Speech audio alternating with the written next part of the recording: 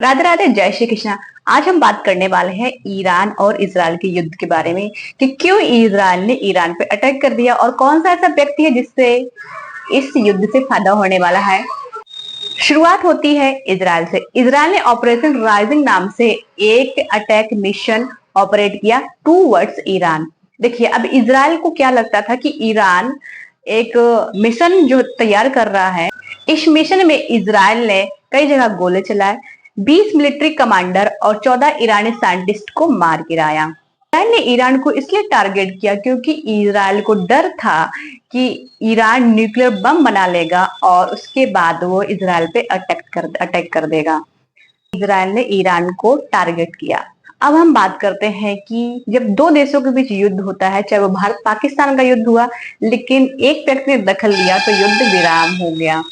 क्या आप गेस कर सकते हैं वो कौन सा देश है और कौन सा कंट्री है? जी हाँ, डोनाल्ड ट्रंप। आपको अच्छे से पता होगा, जब भारत पाक का भी फिलहाल में युद्ध चल रहा था, ट्रंप ने बीच में दखलंदाजी की, युद्ध विराम हो गया।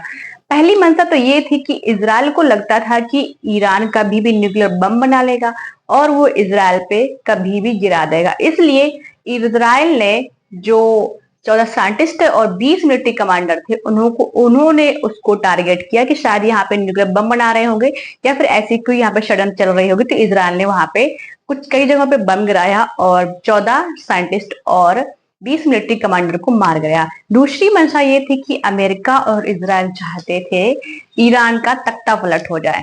किसी भी दो कंट्री के बीच युद्ध होता है तो जो देश दखल करता है, जो व्यक्ति करता है, वो होता है हमारा डोनाल्ड ट्रंप।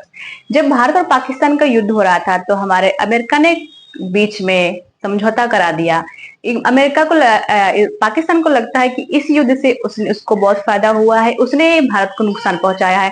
भारत को लगता है कि उसने पाकिस्तान को बहुत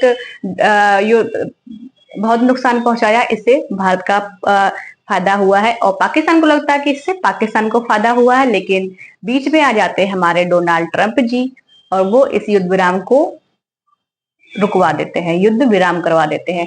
ऐसे जब इजराइल और ईरान का युद्ध हो रहा था तो बीच में आ जाते हैं हमारे ट्रंप जी और वो इस युद्ध को रुकवाने की पहल करते हैं।